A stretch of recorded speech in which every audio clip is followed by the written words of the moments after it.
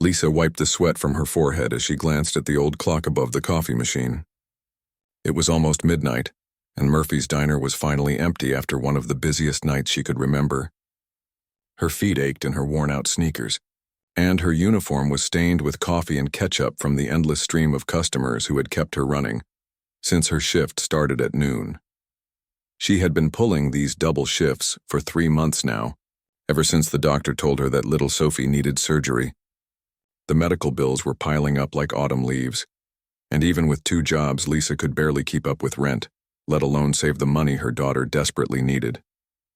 Every night she counted her tips with shaking hands, hoping somehow the numbers would add up to enough. The other waitress, Betty, had already gone home with a bad headache, leaving Lisa to clean up the mess from the evening rush. She didn't mind the extra work, though. Every table she cleaned, every dish she carried meant a few more dollars toward Sophie's future. The 7-year-old had been so brave through all the doctor visits, never complaining even when the pain got bad. That little girl was Lisa's whole world, and she would do anything to make her better. As Lisa moved between the tables, collecting forgotten napkins and wiping down surfaces, her mind wandered to happier times. She remembered when Sophie was just 4, how they used to dance in their tiny apartment kitchen while making pancakes on Sunday mornings. Those days felt like a lifetime ago before the diagnosis, before the sleepless nights filled with worry about money and medical treatments. Table 7 had been occupied by a well-dressed older gentleman who had ordered coffee and apple pie but barely touched either. He seemed lost in thought, staring out the window at the rain that had been falling all evening. Lisa remembered feeling sorry for him. He looked lonely, the way people do when they're carrying heavy thoughts. She had refilled his coffee twice without him even noticing, and when he finally left, he had given her a polite nod and walked out into the storm. Now, as she lifted the red vinyl seat cushion to clean underneath, something caught her eye. Wedged deep between the booth seat and the back cushion was a black leather wallet, so far down that it would have been easy to miss. Lisa's heart jumped a little. Lost wallets always made her nervous because she knew how panicked she would feel if she lost hers. Even though it rarely held more than $20 and a picture of Sophie, she pulled the wallet free and felt its weight in her hands. It was expensive, real leather, the kind that got softer with age. For a moment she just stood there holding it, wondering what to do. The right thing was obvious, of course. Find the owner and return it. But as she stood there in the empty diner, listening to the rain drumming against the windows, she couldn't help but think about the stack of unpaid bills sitting on her kitchen table. With trembling fingers, Lisa opened the wallet.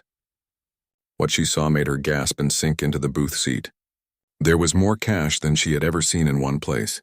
Crisp $100 bills, neat and organized. More money than she made in 3 months of double shifts. Her hands shook as she counted. $2,847.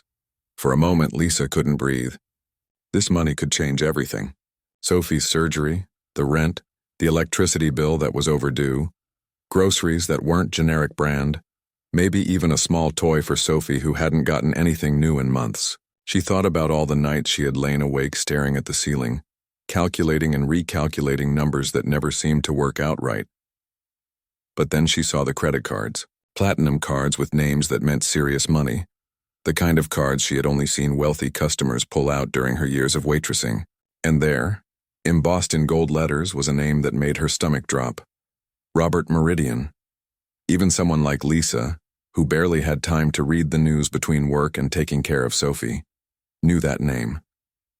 Robert Meridian was the billionaire who owned Meridian Industries, the company that had been in the local papers for months because they were building a huge facility just outside town. People said it would bring jobs and money to their struggling community. Some folks were excited about it, others worried about what it might mean for their quiet little town. Lisa stared at the name, her mind racing. This wasn't just any lost wallet. This belonged to one of the richest people in the country. Someone who probably wouldn't even notice if a few $100s went missing. Someone who could replace this money without thinking twice about it. She flipped through the wallet's contents, trying to understand how someone so wealthy had ended up in Murphy's diner. There were business cards, a driver's license with an address she didn't recognize, and membership cards to places she had never heard of. Everything about this wallet screamed wealth and importance. Then, tucked behind the credit cards, she found something that made her heart stop. A photograph, old and worn around the edges, the kind people carry because it means everything to them. It showed an elderly man with kind eyes and a gentle smile, sitting on a park bench with a little girl who couldn't have been much older than Sophie. The girl had pigtails and was grinning at the camera, missing her 2 front teeth. The man's arm was around her shoulders, and the love between them was so obvious it practically glowed from the faded picture. Lisa found herself staring at that photograph for a long time. Something about it reminded her of her own relationship with Sophie. The way the old man looked at that little girl was exactly how Lisa felt every time she looked at her daughter. It was pure love, the kind that would do anything, sacrifice anything, for the other person's happiness. Behind the photograph was something else that caught her attention, an executive access pass for Meridian Industries, with Robert Meridian's name and picture. The photo showed a serious-looking man in an expensive suit, but Lisa could see something in his eyes that matched the warmth in the old photograph. This wasn't just some cold businessman. This was someone who carried a precious family photo in his wallet, just like she carried Sophie's school picture in hers. As Lisa sat there in the quiet diner, holding more money than she had ever dreamed of having, she felt the weight of an impossible choice settling on her shoulders. On one side was everything she needed to save her daughter. On the other side was a stranger's trust, a family photo that meant the world to someone, and the kind of person she wanted Sophie to grow up to be. The rain continued to fall outside, and Lisa knew that whatever decision she made in this moment would change her life forever.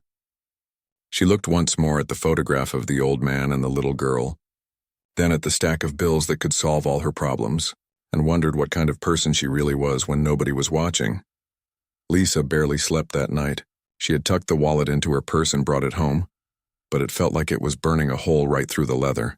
Every time she closed her eyes, she saw those crisp $100 bills, and every time she opened them, she saw the stack of overdue notices on her kitchen table. Sophie was already asleep when Lisa got home from her shift, curled up on the couch with her favorite stuffed rabbit. The little girl had been doing her homework there because the light in her bedroom had burned out, and Lisa hadn't been able to afford new bulbs yet. Looking at her daughter sleeping so peacefully, Lisa's heart ached. Sophie never complained about their situation, never asked why other kids had things she didn't. She was such a good kid, and she deserved so much better. Lisa sat at her tiny kitchen table, staring at the wallet in front of her like it was some kind of dangerous animal. She opened it again, just to make sure she hadn't dreamed the whole thing. The money was still there. Real, genuine, life-changing money. She picked up one of the $100 bills and held it up to the light. It felt strange in her hands, foreign. She had never even seen a $100 bill up close before tonight. The next morning, Lisa was exhausted but tried to act normal as she got Sophie ready for school. Her daughter was moving slowly, the way she always did when the pain was bad. Lisa had to help her put on her shoes, and she noticed Sophie wince when she bent over. The surgery couldn't wait much longer. Every day they delayed meant more pain for her little girl. At the diner, Lisa couldn't concentrate. She mixed up orders, spilled coffee, and nearly dropped a whole tray of dishes. Betty, the other waitress, pulled her aside during their break. "Honey, what's wrong with you today?" "You're jumpier than a cat in a thunderstorm," Betty said, lighting her cigarette with shaky hands. Betty had been working at Murphy's for 15 years, and she had seen everything. Nothing much surprised her anymore. Lisa almost told her about the wallet 3 different times, but something held her back. Finally, when Betty was on her 3rd cigarette and getting impatient, Lisa decided to test the waters. "Betty, if you found something valuable that belonged to a rich person, what would you do?" Lisa asked, trying to sound casual. Betty snorted. "Honey, rich people don't lose valuable things in places like this. But if they did, they sure as hell wouldn't miss it. You know what I'd do? I'd consider it a tip from the universe for all the years of dealing with rude customers and aching feet." That afternoon, during the lunch rush, Lisa found herself watching the customers differently. A businessman in an expensive suit complained loudly when his burger took too long, snapping his fingers at Lisa like she was some kind of servant. A woman with diamond earrings left no tip on a $40 check, just walked out like Lisa was invisible. These people had money, real money, and they treated her like she didn't matter at all. The wallet felt heavier in her purse with each passing hour. By the time her shift ended, Lisa had convinced herself that maybe Betty was right. Maybe this was just the universe evening things out a little bit. Rich people probably lost more money in their couch cushions than she made in a month. That evening, Lisa sat Sophie down for dinner. They were having peanut butter sandwiches again because it was all they could afford. Sophie ate without complaining, but Lisa noticed how thin her daughter was getting.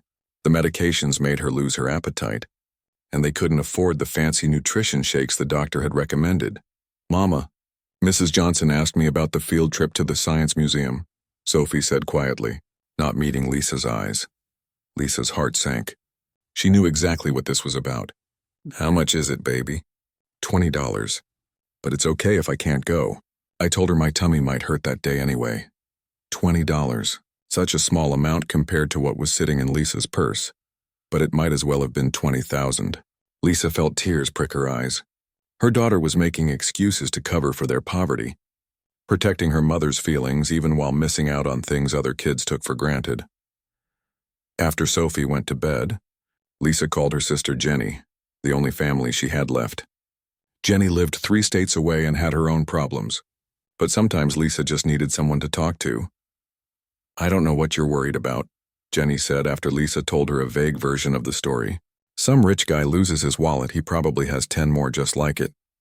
Meanwhile, you're working yourself to death and Sophie's getting sicker. Sometimes you gotta look out for your own family first." But Jenny didn't know about the photograph. Lisa hadn't mentioned that part to anyone. Every time she opened the wallet, she saw that picture of the old man and the little girl, and it reminded her of something her own grandmother used to say. "Your character is who you are when nobody's watching." The 3rd day was the worst.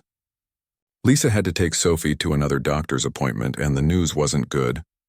The surgeon explained that they really couldn't wait much longer. Sophie's condition was getting worse, and delaying the surgery could cause permanent damage. The cost was even higher than Lisa had thought, and the payment was due up front. Sitting in that sterile waiting room, watching Sophie color in her coloring book with crayons that were worn down to stubs, Lisa felt like the walls were closing in. The wallet in her purse seemed to pulse with possibility. This money could solve everything. Sophie could have her surgery. They could pay rent for months in advance, maybe even move to a better apartment. Sophie could go on that field trip and 100 other field trips. That night, Lisa called in sick to her evening shift. She couldn't face another day of pretending everything was normal while carrying around someone else's life savings. She sat at her kitchen table with the wallet open in front of her, the bills spread out like a fan. She had counted them so many times she could do it with her eyes closed. $2,847. She picked up the photograph again, studying the faces. The old man looked so happy, so peaceful. The little girl was probably grown up now, maybe with children of her own. Lisa wondered if this picture was taken at a special moment, a birthday or holiday. She wondered if the old man was still alive, if he was someone's grandfather or great-grandfather. Her phone rang, startling her out of her thoughts. It was Murphy, her boss at the diner. "Lisa, you coming in tomorrow? I know you were sick today, but we're short-staffed and I need you," he said in his gruff voice. "I'll be there," Lisa replied automatically. "Good. And Lisa, I heard about Sophie needing that surgery. I wish I could help more, but you know how tight things are here. Maybe we can work out some extra shifts." After Murphy hung up, Lisa stared at the phone. Extra shifts meant more time away from Sophie, more exhaustion, more months of scraping by. But it also meant honest work. Money she had earned with her own hands. She looked at the photograph one more time, then at the stack of bills that could change their lives. Tomorrow she would have to decide what kind of person she really was. Tonight, she would try to get some sleep and hope that somehow the right answer would come to her in the morning. Outside, it started to rain again, just like the night she found the wallet. Lisa closed her eyes and listened to the drops hitting her window, each one sounding like a tiny voice asking the same question over and over. "What are you going to do?" "What are you going to do?" Lisa woke up on the 4th day with her mind made up. She had spent 3 sleepless nights staring at the ceiling, but something had clicked during those dark hours. Maybe it was her grandmother's voice echoing in her head, or maybe it was the way Sophie had smiled at her that morning despite the pain. But Lisa knew what she had to do. She was going to return the wallet, even if it meant watching their dreams slip away. The hard part was figuring out how to reach someone like Robert Meridian. Lisa had never tried to contact a billionaire before. She didn't even know where to start. After dropping Sophie off at school with a promise to pick up those science museum permission slips, Lisa drove to the public library and used their computer to look up Meridian Industries. The company website was all fancy graphics and corporate language that made Lisa's head spin. She found a phone number and wrote it down on a piece of scrap paper. Her hands were shaking as she dialed from the payphone outside the library, feeling foolish for not having a cell phone like everyone else. Meridian Industries, how may I direct your call? The receptionist's voice was crisp and professional, the kind of voice that belonged in marble lobbies and glass towers. Hi. I need to speak with Robert Meridian, please, Lisa said, immediately feeling stupid for how simple that sounded. There was a pause, then a laugh that wasn't mean but wasn't kind either. I'm sorry, but Mr. Meridian doesn't take unsolicited calls. If you'd like to leave a message with his assistant, I can transfer you, but I should let you know that he's extremely busy and… I have his wallet, Lisa interrupted, her voice stronger now. He lost his wallet and I found it. Another pause, longer this time. Hold, please. Lisa waited for what felt like forever, feeding quarters into the payphone while elevator music played in her ear. Finally, a new voice came on the line, male and suspicious. This is David Chen, Mr. Meridian's assistant. You claim to have found his wallet? Yes, I found it at Murphy's Diner where I work. It was stuck in a booth seat. Mr. Meridian hasn't reported losing his wallet, the assistant said coldly. And I should warn you that if this is some kind of scam, it's not a scam. Lisa's voice cracked with frustration. Look, there's cash in it and credit cards and a picture of an old man with a little girl. The access card says Meridian Industries. I just want to return it. The assistant's tone softened slightly. I see. Well, if you truly have Mr. Meridian's property, you can drop it off at our front desk. Someone will make sure he gets it. Lisa felt her heart sink. She had hoped for something more personal, maybe even a reward that could help with Sophie's medical bills. But she had made her decision and she was going to stick with it. Where is your office? She asked. The next morning, Lisa took the bus across town to the Meridian Industries building. It was unlike anything she had ever seen, all glass and steel reaching up toward the clouds. People in expensive suits hurried in and out of the revolving doors, talking on phones and carrying briefcases. Lisa felt completely out of place in her old jeans and worn cardigan, clutching the wallet in a paper bag. The lobby was even more intimidating than the outside. The floors were shiny marble that reflected the crystal chandeliers hanging from the ceiling. Lisa's old sneakers squeaked with each step, and she was sure everyone was staring at her. She approached the reception desk, where a young woman with perfect makeup and a designer dress looked up with barely concealed annoyance. I'm here to return something to Mr. Meridian, Lisa said quietly. The receptionist looked Lisa up and down with obvious disapproval. Do you have an appointment? No, but I called yesterday. I found his wallet. I'll need to see some identification and have you fill out these forms, the receptionist said, sliding a clipboard across the marble counter. Security will need to check your bag, and you'll have to wait while we verify your story. Lisa spent the next hour filling out paperwork and sitting in an uncomfortable chair, while security guards treated her like a potential criminal. They searched her bag twice and made her walk through a metal detector. By the time they were finished, Lisa felt humiliated and small. Someone will be down to collect the item, a guard finally told her. You can wait here. But Lisa had been waiting for almost 2 hours and she needed to get to her afternoon shift at the diner. She couldn't afford to lose more work time. When she asked how much longer it would take, the security guard just shrugged and told her that important people were busy. Defeated and embarrassed, Lisa left the building with the wallet still in her bag. She had tried to do the right thing, but apparently the right thing wasn't good enough for people like Robert Meridian. Maybe Jenny and Betty had been right after all. Maybe she should just keep the money and forget about returning it. But as she walked through the parking lot toward the bus stop, Lisa noticed someone sitting alone in a black car. It was an older man, maybe in his 60s, wearing a suit but with his tie loosened and his head in his hands. Something about his posture reminded her of herself during the hardest nights, when the worry about Sophie felt too heavy to carry. The man looked up as Lisa walked past, and she saw something in his face that made her stop. It was the same expression from the photograph in the wallet. Older, more tired, marked by years of worry and responsibility, but definitely the same person.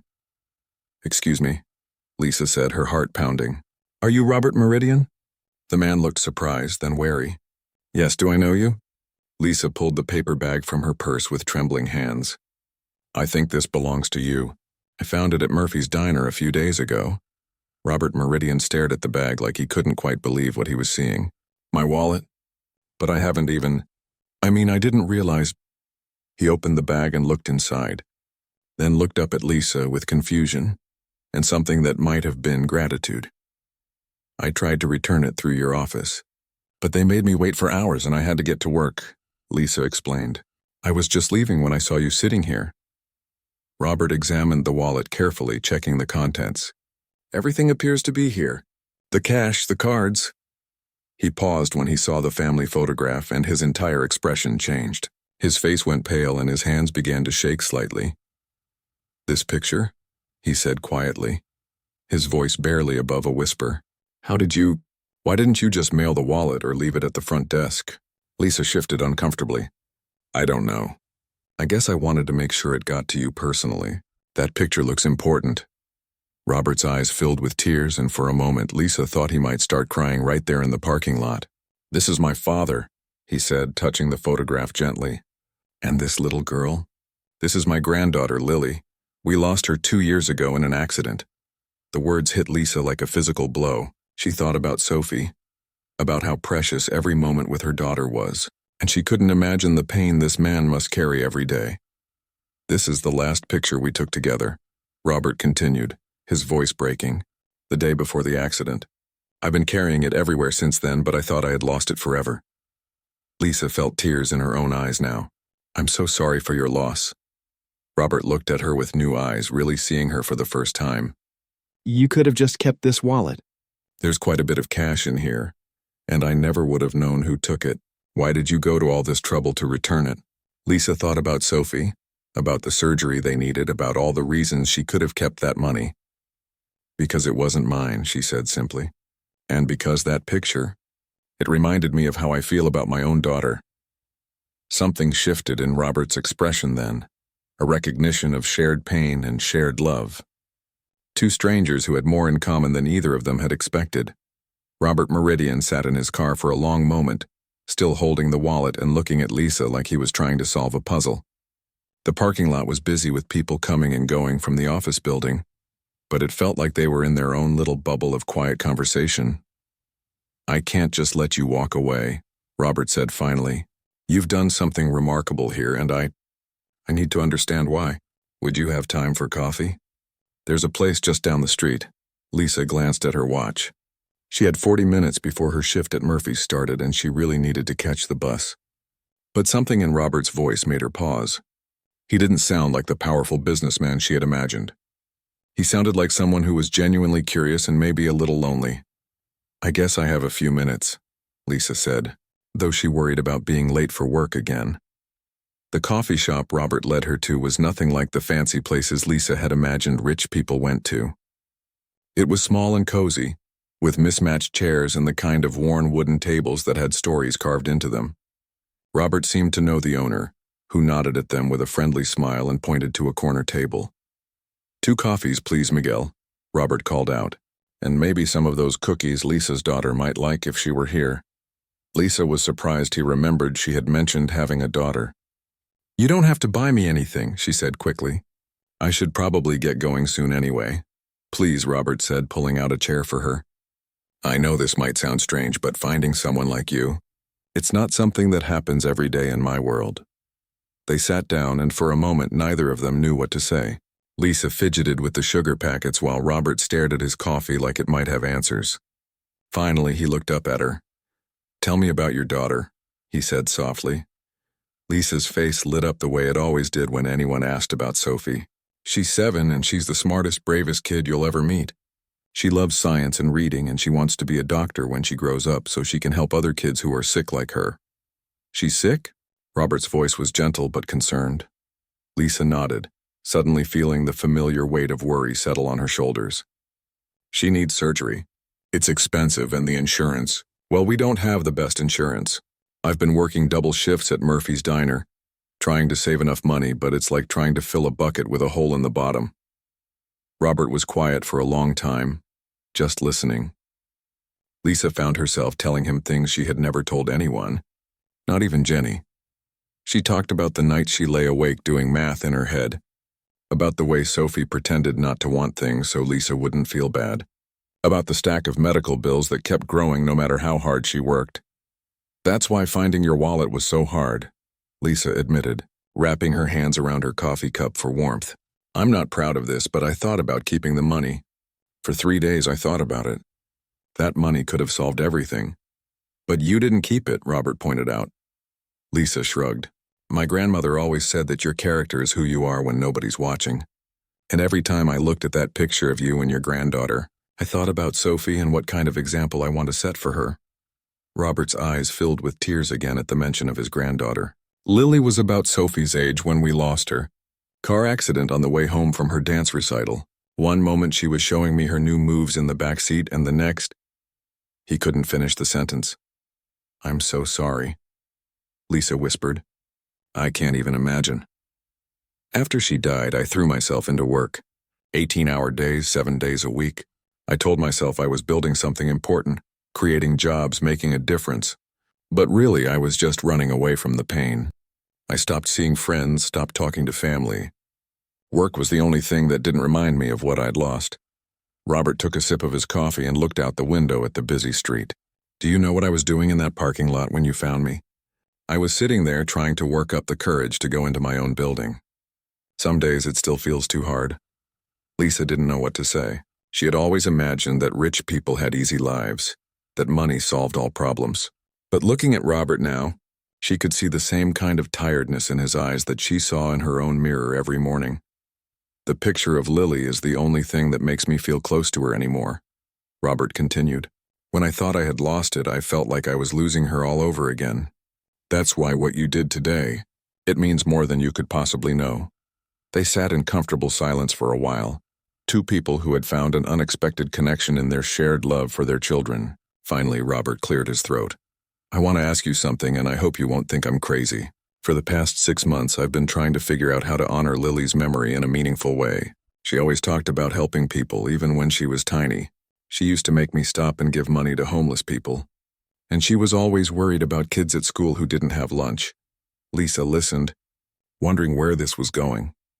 "I've been working on setting up a foundation, something that would help families in situations like yours.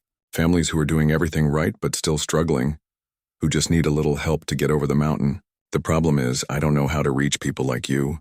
I don't understand what you really need because I've been living in boardrooms and penthouse offices for so long." Robert leaned forward, his eyes more animated than they had been since they started talking. "I need someone who understands what it's like to count every dollar, who knows what real families are going through. Someone with integrity who won't just tell me what they think I want to hear." Lisa felt her heart start to beat faster. "What are you saying?" "I'm saying I'd like to offer you a job. Not charity, a real job with a real salary and real benefits. I want you to help me run this foundation, to help me figure out how to actually make a difference in people's lives instead of just writing checks and hoping for the best." Lisa stared at him, sure she had misunderstood. "I'm just a waitress. I don't know anything about running foundations or working with rich people."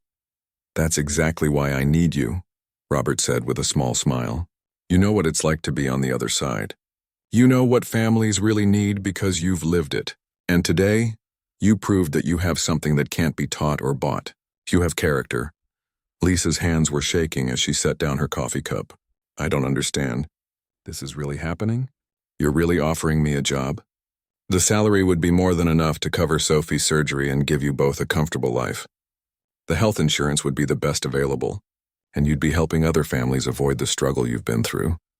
Lisa felt tears running down her cheeks. She thought about Sophie, about the surgery, about all the nights of worry that could finally be over. But more than that, she thought about the chance to help other families, other mothers who were lying awake at night doing impossible math.